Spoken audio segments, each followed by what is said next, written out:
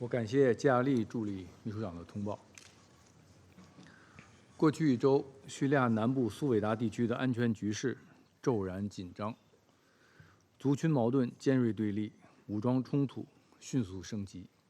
已经造成数百人死亡。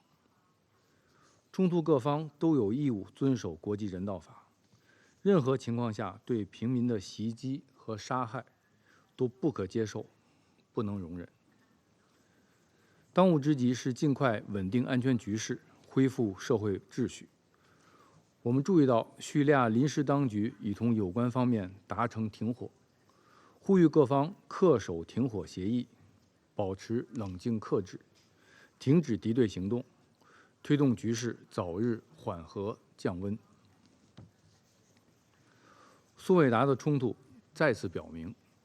当前叙利亚的局势依然复杂脆弱，实现和平稳定仍然面临艰巨挑战。叙利亚临时当局要根据安理会第2254号决议确立的原则，持续推进各界广泛参与的政治进程，通过包容对话解决各方关切，有效促进内部团结和解。反恐是叙利亚恢复和平稳定的重要方面，叙利亚临时当局应当履行反恐义务，采取有力措施，打击包括东伊运在内的所有被安理会列明的恐怖组织。在叙利亚南部局势动荡之际，以色列近日对苏韦达、德拉、大马士革等地多次发动空袭，甚至对叙利亚关键政府部门实施军事打击。以方的行为严重违反国际法，侵犯叙利亚的主权、安全和领土完整，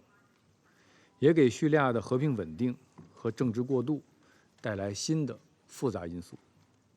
中方对此予以明确谴责。我们呼吁以色列立即停止对叙利亚的军事打击，尽快从叙利亚领土撤出。国际社会公认戈兰地区是叙利亚备战领土，叙利亚的主权、统一和领土完整应当得到尊重。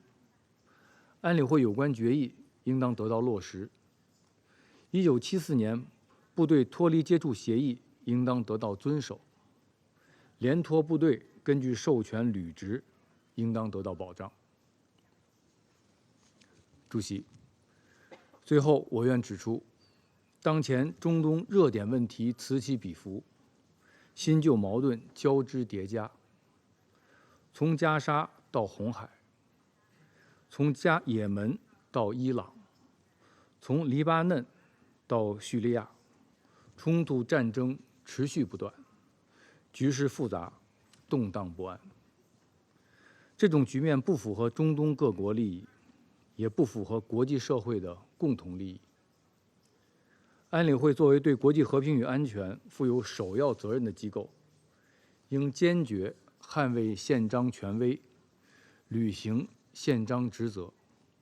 动用工具箱内的一切工具，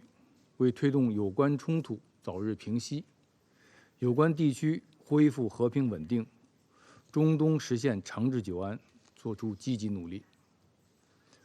中方愿同国际社会一道，为此发挥建设性作用。谢谢主席。